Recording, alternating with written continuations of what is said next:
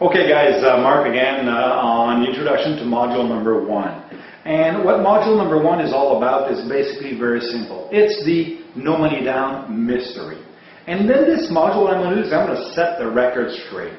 Do no money down deals exist? Are they for you, new real estate investor? That's what I'm going to do in this module. I'm also going to tell it to you like it is. I am not a huffer and a puffer and a jumping jack speaker. I like to tell you this is reality, this is what you could expect, this is how it's going to happen, and what you need to do to make it happen properly. I'm also going to tell you what the real estate gurus don't want you to know. Because, you know, it's easy to say, listen, make 200 offers, one of them will stick, yeah, but it will probably be a bad offers. So about if I show you how to work smarter, not longer, or not tougher, I should say so. And then I'm going to tell you the real truth about no money down and how to put these together. So that's module number 1. Now, some of you guys are already handsy and you're already saying, well, let's get to the meat of the product, and that's module 7. Module 7 is real case studies.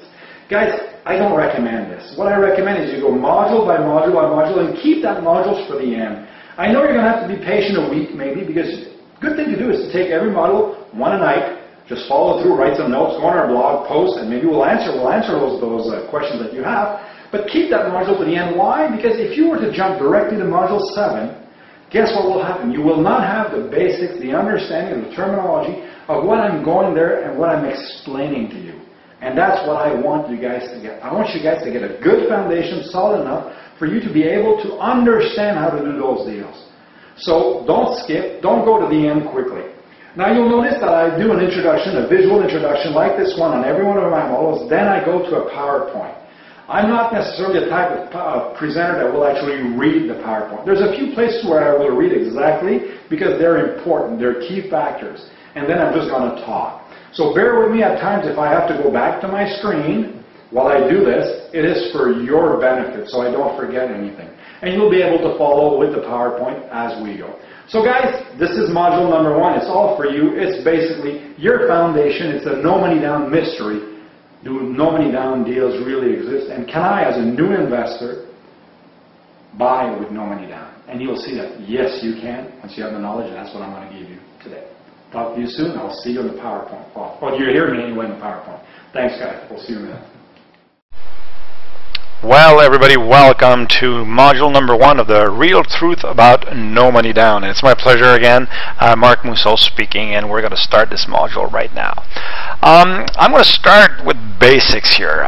Everybody that's been interested in doing no money down deal has gone through, at one point or another, through real estate seminars with those gurus. You know, that's part of life. And you read some books on investing, and you know, everybody has this nice sales pitch. You know the one that says that, yes, yes, yes, you could buy with no money down.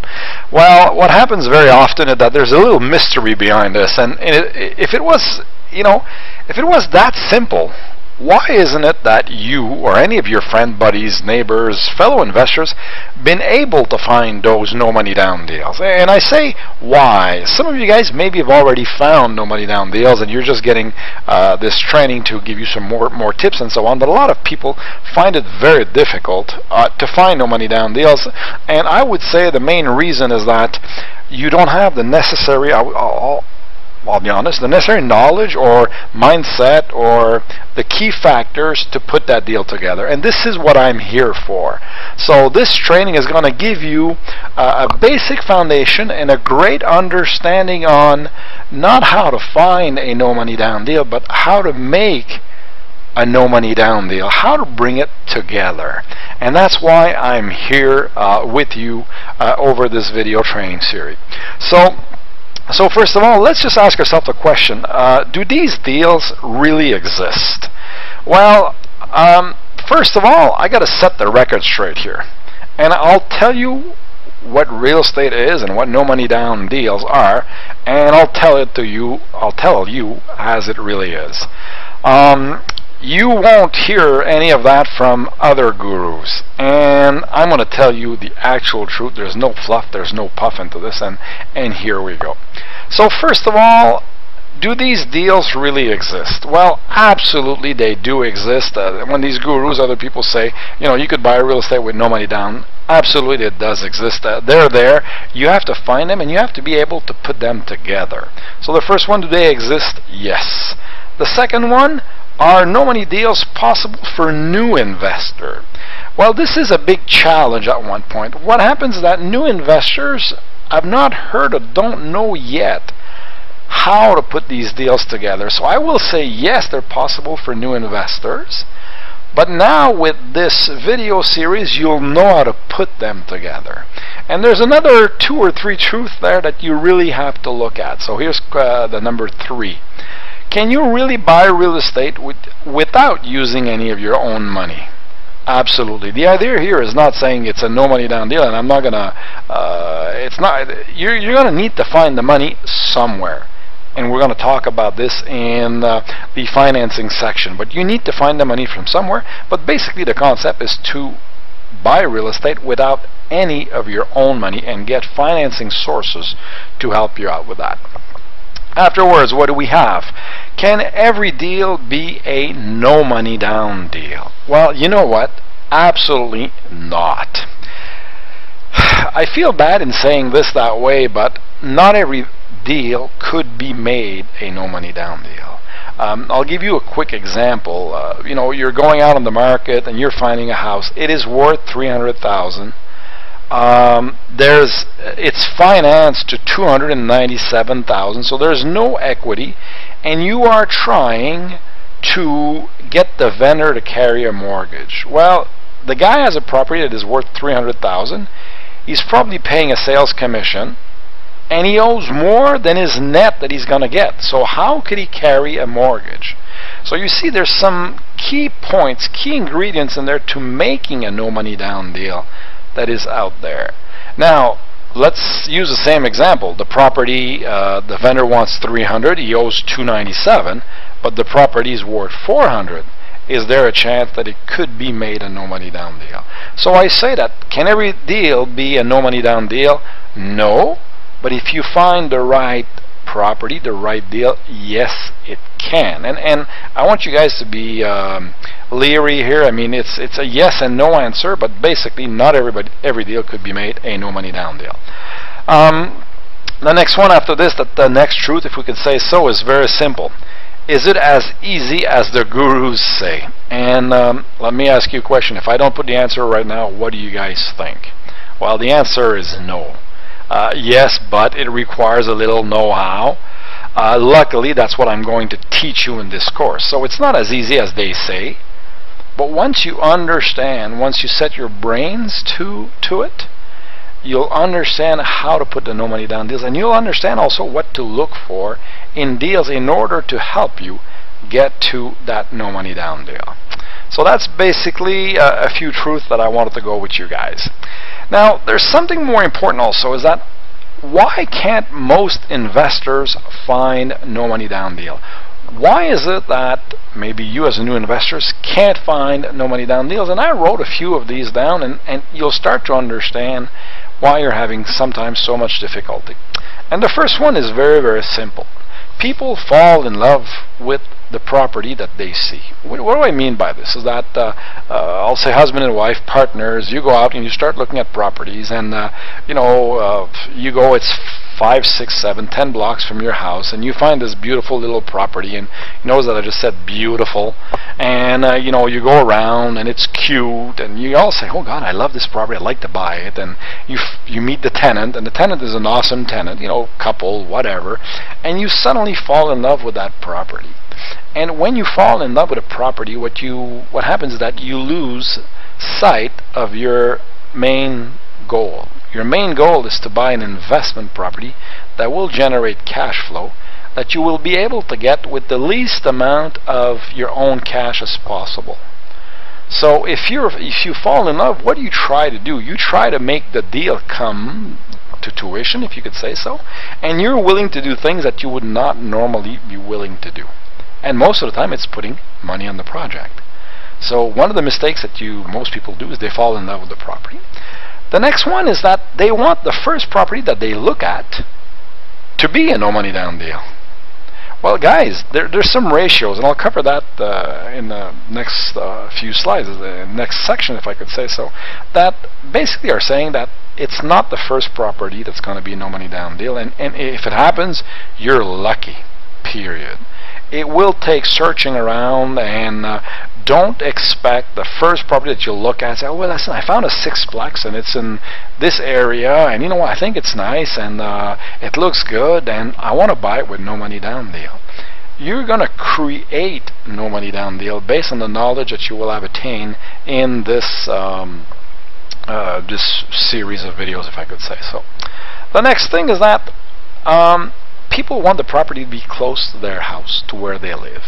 They want to have the control over the property. They want to be almost able to drive there. So what you're doing is you're limiting your search area to where you live, and sometimes you live in a nicer area than where you could find no money down deals.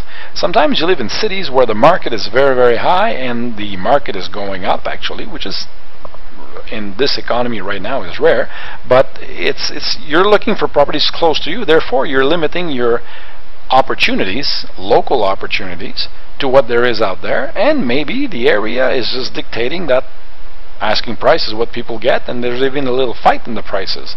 And when people fight for to buy properties, guess what? Chances are less for you to get a no money down deal. So look outside your zone. I'll talk about that a bit later on, but I'm introducing right now what we'll be covering.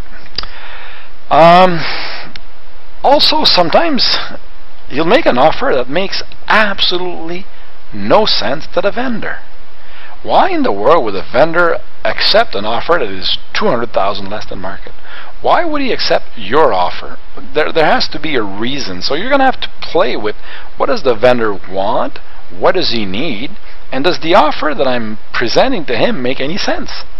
You know, it's easy to finance. If you have a property that is worth $500,000 and you're offering $350,000, it will be very easy to make that property a no money down deal. Why? Because there is equity. There's a difference between the fair market value and what you're paying for. Therefore, with creative financing, and you'll see how to structure it in Module 6, you'll see how to structure those deals, and you'll see why, if there's equity, it's easier to make a no money down deal. But if the offer doesn't make any sense, you're probably not going to get it. So you have to work with this. The next one is, you have to find that they have not found out what the vendor needs. Oh, you have not found out what the vendor needs. Sorry, I'm reading this as I go, but you need to know what your vendor needs, not what he wants. I just talked about it a second ago. And also, the other thing is that a lot of investors are thinking conventionally. To be creative and to be able to buy no money down, you need to think outside the box. You need to think unconventional. You have to stop listening to other people also, but you have to stop saying, well, I'm going to go to my bank, I'm going to go to my mortgage broker, I can't ask the vendor to carry a mortgage. These are the kind of things that you need to get rid of. You need to think outside the box. Also, they take advice from the wrong people. That's one of the reasons. You know, I have a statement, don't take advice from broke people. Why would you take advice from your neighbor that is broke? Maybe sometime broker than you, if I could use that example. So take advice from the right people, take advice from people that have done it, and don't listen to other people. And you know what? It's easier to take somebody down with you than to glorify them, or to say, listen, you've done a great job, you found 2 buildings that were positive cash flow and you bought them with no money down. It's a lot easier for people to say, listen, you know, don't work too hard, you know, these deals don't exist. Also, what do we have? They make one offer, it gets rejected, and then they stop. So they make one offer, turn down, refuse, it doesn't work, and people quit. If you want to succeed in real estate, you will have to make offers to purchase. I used to train, or I still train group people, and you know, I used to teach creative financing, a 3-day camp, and I come to people and say, how many of you guys wrote offers? And they've been with me already for you know, 1 3-day course. I said, okay, next week you've got to go out and make some offers. And you come back 2 months after and say, how many of you guys made offers? And half the class did. Well, the other half of the class that did not do, how in the world do they expect that they will have a no money down deal? These things don't fall in place in your driveway. They also don't know how to negotiate the deal. We're going to talk later on about sales negotiation. It's part of your bonus section here. if you guys want to succeed in real estate, you have to find a way to make the deal a win-win. Make the deal a win-win. You have to date the vendor. If the vendor doesn't like you, if he doesn't believe in your story, most chances are that the deal will not occur. It won't work. So you have to know how to negotiate that deal, and that we'll talk about. They also use crazy techniques. I've searched the net, and I've gone, like before I decided to write this program, I said, well, let me see what competitors are doing. Let me see what's on the web out there. And you go out and you search how to buy real estate, no money down, and you'll have like 600 videos, 300 this and that, and so I'm going through this, and I'm listening to one guy, listening to another one, listening to another one, and then I'm hearing some things that absolutely make no sense, or it's 1 in 1,000. And one of them had, well, you could barter things. Well, and one of his examples, you could barter your wife's diamond ring as a deposit. Well, first of all, let me tell you something. The day you're going to go see your wife and say, listen, give me my wedding ring back so I could barter it to get the deposit, she's going to divorce you. So you won't even need to ask for it. But what I mean by this is that, guys, there's some techniques here just in bartering that don't make sense. But at the same time, if you own a moving company and you're buying a house, a single-family home, from a vendor, and it gets to the crunching time, you might want to offer the vendor to do his move for your cost or for free, which for you might be peanuts. So, I mean, some of the techniques are crazy. Some of them may make a bit of sense. Some are far-fetched. Some have very little chance of ever happening. But these are thoughts that people put down. What I've done for you guys in this seminar is I've given you concepts, ideas, thoughts, and I also in section 7 I'm showing you case studies of 5 different deals, exactly how they went, how they were done, so that you can understand and actually go out and look for those kind of deals and put these deals in place. There's no huffing, there's no puffing, there's nothing there. They're just plain, simple deals on a single family home, a distressed property. I have a small shopping mall, I have a 56 unit building, and I have one that's a bit creative, which is exchanging equity from other properties in order to buy. So I mean, you'll see this in module 7. And by the way, at this point, I don't want you guys to jump to module 7 right now, because if you go directly to module 7, guess what will happen? You will not have understood the concept that you need to be able to put the deal together. So please restrain yourself from jumping to module 7. Go to module, finish your module 6, then you'll understand how these deals were put, because no money down is mindset. Okay, so they try to barter things that the vendor does not need. I.e., I'll give you my old Pinto as an exchange of a deposit. If the guy's driving a Mercedes, guess what? He doesn't need your car. So just think about, what does the vendor want? What does he need? What could you give him in exchange of money that you may have? Services, products, whatever you could think of. But you have to keep this in your, in your final negotiation when you get to the last details, if I could say so. Also, the deal isn't good enough to get some partners in. What I mean by this is simple. You find a property, it's worth $400,000, and you're buying it for $400,000. How do you think you're going to attract somebody and saying, listen, John, I bought a property, why don't you put your money in and we're going to buy this property together. You and me are going to be partner. Well, if it's worth $4 and you're buying for $4, why would your partner come in with you? What you're actually showing him at that point is that you have no clue what you're doing. You're just buying a property that's worth $4 for the value of $4, and you want him to put his money there, so you have no risk. But turn this around. You're buying a property that is worth $400,000, so fair market value, it's worth $4, and you're buying it for $320, and you say, John, you know what? You need to put 10% of $320, so you're going to need to put $32,000 down, and we are going to split the equity, the value in the property. And John says, well, that's not bad. If I put $32,000, I'm actually buying $40,000 worth of equity, if you follow what I mean here. $400,000 minus $320 is $80,000. So there's 80,000 in equity. Do we agree? If there's 80,000 in equity and he's putting 32 in, for the value of 32,000, he's buying $40,000 worth of equity. So then there is a good deal. So the deal is good enough for you to find a partner. The next one is they're not creating a win-win situation. I mentioned that already, but one of the, if you meet vendors and you become friends with them, if you get to know them and see what they want, and you solve one of their problem, they're going to be much more inclined to give you a good deal than if you slap them in the face by a lowball offer. Lowball offers is, as far as I know, is a waste of time. You've got to come up with a number that makes sense. You've got to negotiate that number, and then on your due diligence, you'll renegotiate to make that number even better. That's just sales techniques, sales and negotiation that you need to get good at.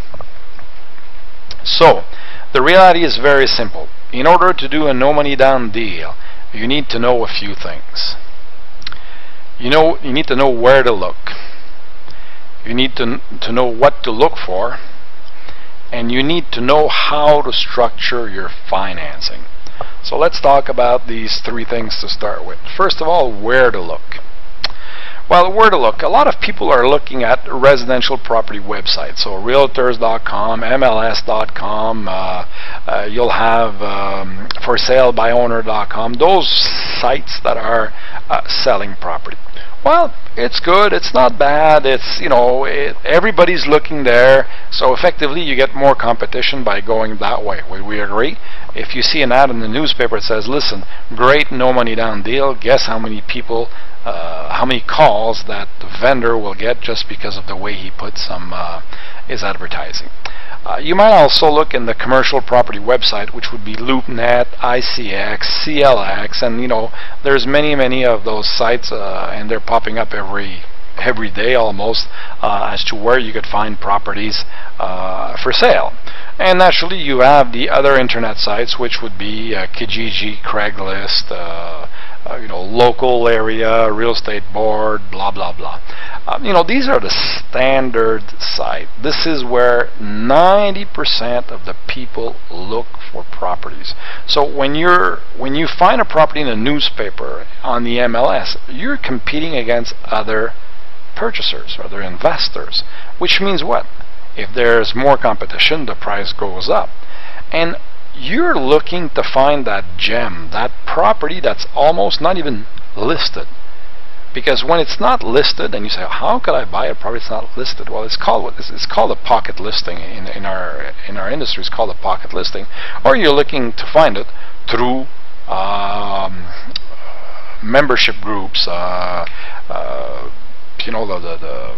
investment clubs and so on, where properties are not even advertised yet. Now, some people say, well, you mean people have properties that are advertised and not for sale? Absolutely. A lot of investors, and I'm talking investors that have a 4-plex, 6-plex, and so on, a lot of these investors will advertise maybe one property, two. Some of them will not even advertise property. They'll just go to their realtor and say, John, you know what, I've got my shopping mall I want to sell. I got a 6-plex, I got a 12. I want to sell those things, but I actually don't even want to list them. If you know anybody that's interested in buying them, why don't you give me a call? I'll give you an exclusive listing for 30 or 60 days and go from there. Investors will also go to their property management company. Listen to what I just said here. Investors will also go to their property management. The first thing they're going to do is say, Mr. Property Manager, let's clean up this property, let's make sure it's full, let's get rid of the bad tenants because I want to sell it. If you ever know somebody that may be interested, I'll cut you a deal, I'll pay you commission on it.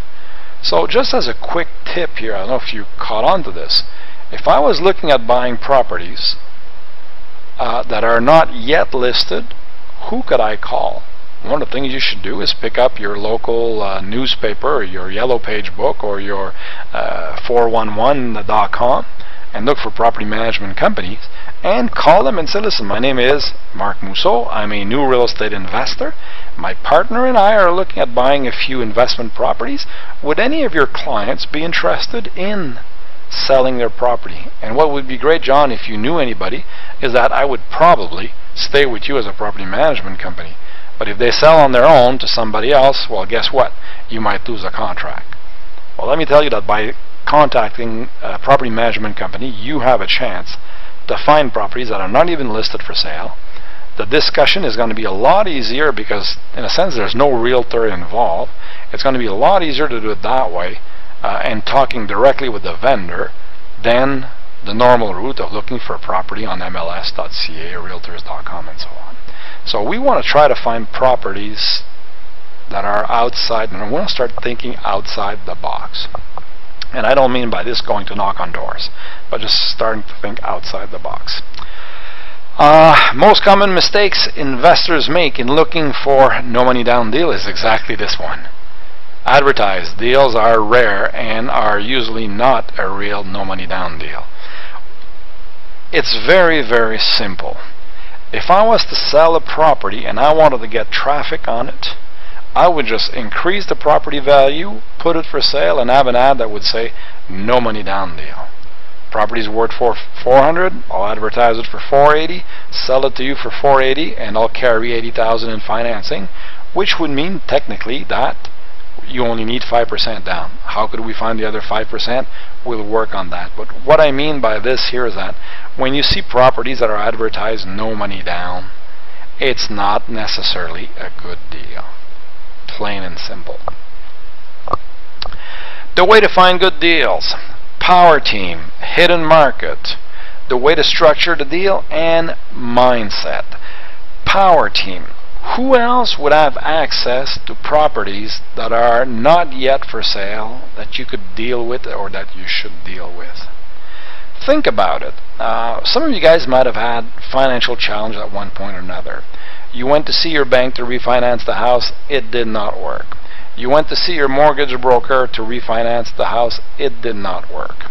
Well, when the mortgage broker can't find you financing on a house, chances are that you're in deep financial trouble and you're going to have to sell that house at one point or another, and the deal is going to be whatever you're going to get. Would we agree to this one?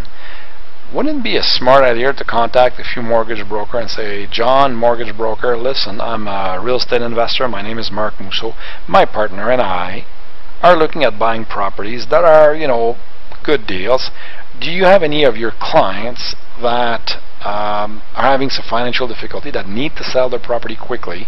I qualify for loans. I should be able to get a loan fairly easily, and therefore the good thing about it is that on top of helping your client that you can't help, you're not being paid any commission on it right now, you'll at least get a commission by referring him to me.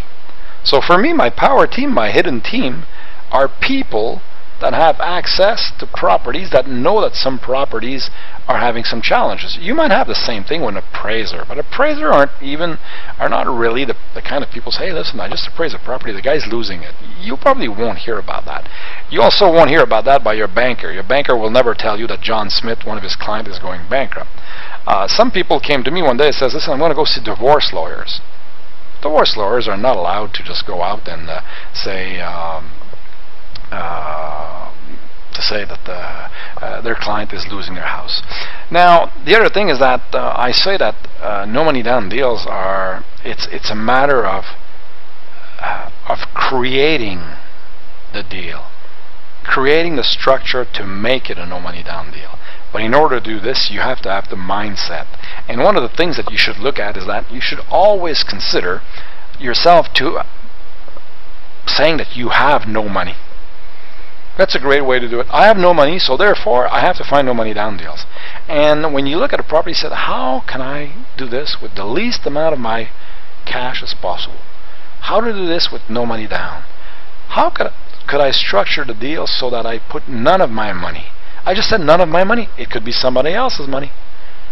Do you understand what I'm trying to say? Is mindset will make the deal happen. Okay. Now, I said earlier that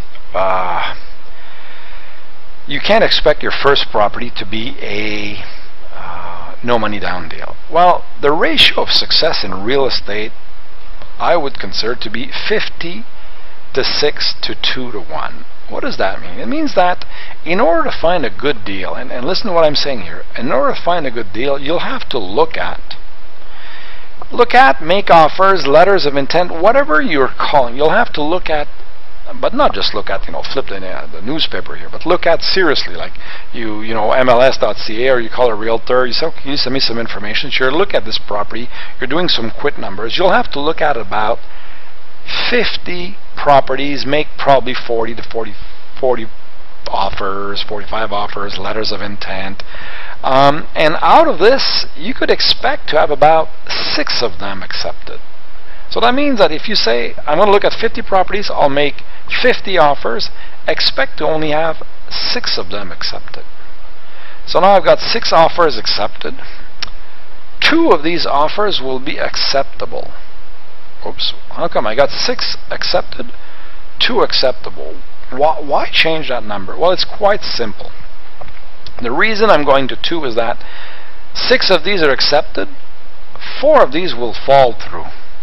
So they'll fall through for financing, for the appraisal, for the environmental. The numbers will not be right. The vendor is lying. You're looking at the property. It's got more vacancy than expected. The engineer comes in. He says, "Listen, you're right in the building is falling apart. Balconies, the windows need to be changed." So 6 accepted. You're doing due diligence. You fall to 2. So 2 are acceptable to you. That means that you'd be sort of happy to buy 2 of these. But what happens also is that there's one question that I teach in another section of training is, what is your exit strategy? What are you going to do with this property? What happens if? And this is where you might pick one of the 2. Why do I say this? Let's say that you live wherever you live. You live in anyway, you live somewhere, and you've got 2 offers that have been accepted. One is 20 miles from you, the other one is 100 miles from you. And you could only buy one of those because right now, just the management, the repairs, the caretaking, all of that, you could only buy one of those. Lifestyle, family, cash requirements, cash flow, vacation, family challenges. You can't buy both. So you're going to have to pick one of the 2, and this is normally based on what's your exit strategy. I'll talk about exit strategy further, guys. Don't worry about it. But that's the ratio of success in real estate, 56 to 1.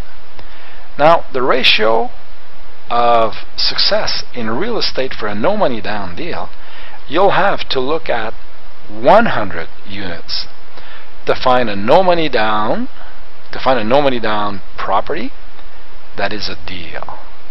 So what you sort of have to do is, and if you think about it, you say every week I'm going to look at, in the MLS, CLS, talk to 5 or 6 properties. I'm going to make 2 offers for the next 52 weeks, and you will find that one no money down deal. I hope you guys understand this, is that technically you'll find one deal out of 50 good properties. You'll find one no money down deal out of 100 properties. Now, turn this around, guys. If I make $100,000 on one deal, so you bought the property, and 6 months after you sell it and you make $100,000. That means that you basically made $1,000 for every offer that you wrote. Would we agree? So every time somebody turns you down or refuses the offer and negotiation falls, what do you say? I just made $1,000. I just made $1,000 because I know that by making about 100 offers, one of them will be a good deal, one of them will be a good no money down deal, and I could make money on it. I hope you guys follow me here. So your ratio to find a good deal, 56 to 1. Your ratio to find a no money down deal is about 106 to 1. Okay, after this, whoops, my mouse is stuck now. Okay. Should no money down be the first consideration into buying? very often, I mean, if you have no money, you have no money, so it's probably the first consideration. But actually, as an investor, you should always say, well, let's see if it's not your first consideration, because I said earlier, a no money down deal could not necessarily be a good deal.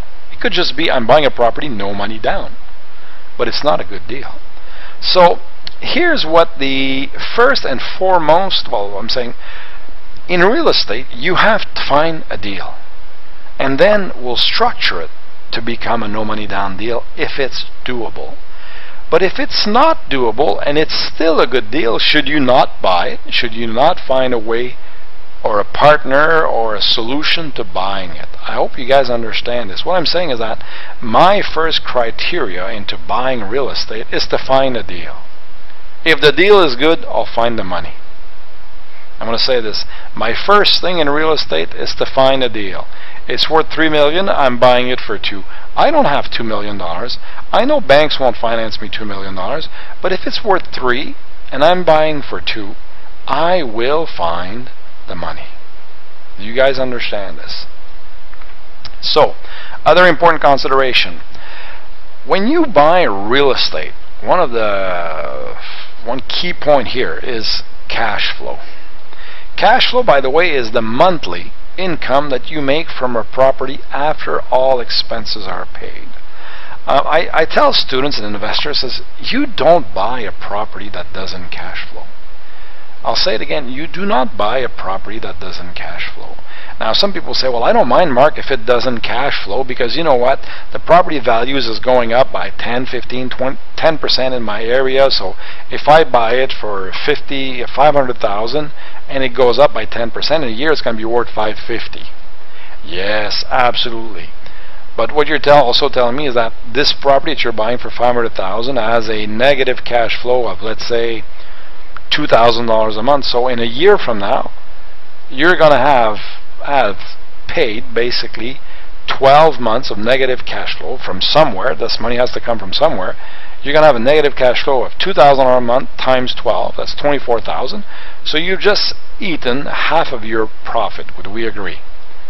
Now, let's say it doesn't sell in 6 months, and it doesn't sell in 12 months, and it doesn't sell in 18 months.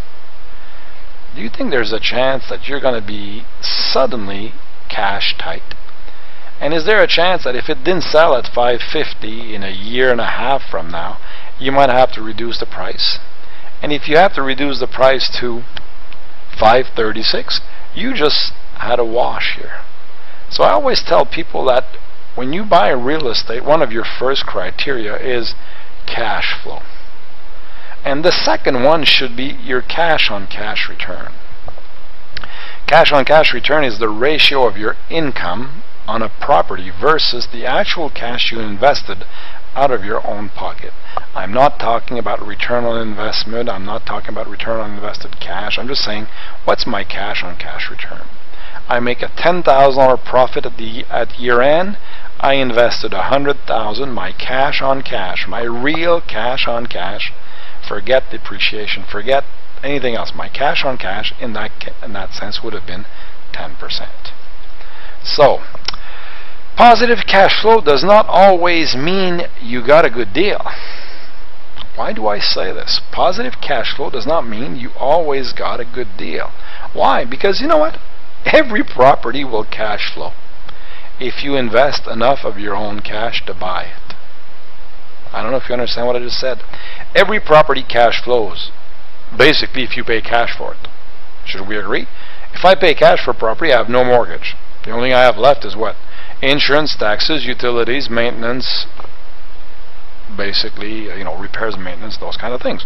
So chances of, if you pay cash for property and it doesn't cash flow, you got a problem, and it's a major problem. So, positive cash flow doesn't mean you always have a good deal. Now I'll give you an example of this here. So example number one. So we got a purchase price here of $1 million. We put $250,000 in down payment. You guys are following me? So it's just 25%. The property cash flows $1,000 a month, which is $12,000 per year. Do we agree? So if I want to calculate my cash on cash return, it's fairly simple. My income, my cash flow is $12,000 a year. So it's $12,000 in income over $250,000 in invested cash. So $12,000 over $250 gives me a cash-on-cash return of 4.8%. Well, let me ask you a question. Why? You see this, some investors come to me and say, hey Mark, I bought this 6-plex, 12-plex, 10-plex, paid $1 million for it, and you know what, it cash flows. I make $12,000 a year. I say, okay, how much do you put down? Well, I put 25% down, but I still make 12 grand a year. Well, then if you calculate your cash-on-cash return, which is what we're doing right here, and you come to me and says, well, my cash-on-cash return is 4.8%, what do you think I'm going to tell them? If you had $250,000 and you put that in your bank account today, you could probably get 2% with no risk, guaranteed GIC and all that. So getting 4.8 is not a good cash-on-cash return. As an investor, you're looking for a minimum of 35 to 50% cash-on-cash return. Just to give you an insight on this, if I have a 50% cash-on-cash return, and if we took this example here, instead of $12,000, I would have had to get what? $125,000. So my income would have had to be $125,000. Right here, you follow my little pointer here. $125,000 of income over $250,000 would have given you 50% cash-on-cash. Do we follow? So here, example number 2. Same property, $1 million. Down payment $25,000. You're going to say, how in the world did I get to buy $1 million property with $25,000? I'll give you a real example at the end. Okay, $1 million, 25 down, cash flow is $1,000 per month, annual income is $12,000. Well, $12,000 on $25,000 is 48%. So quickly, what's the best thing here is that the least amount of cash you're going to put, the better your cash-on-cash return is going to be. The other example, naturally, is $1 million, 100% finance, $12,000 over, so $12,000 over no cash invested gives you an infinite return on investment, or return on cash return, if I could say so. So I hope you guys understand here, when people say, I got a property that cash flows, well, one of my first questions is very simple. How much cash did you put down?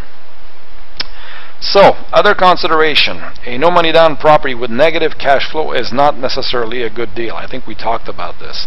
You buy a property just because of appreciation, it has negative cash flow. Your first thought here is that it's going to be a good deal because it will appreciate. Well, what if it doesn't appreciate? Your property might cash flow if you do not account for all of your expenses. What do I mean by this? Some people say, I bought this 6-plex, it's right beside my house, it's 10 minutes, and you know what, property cash flows very, very well. And my first question is very simple. Do you do your own management? Oh yes, I do, it's right beside.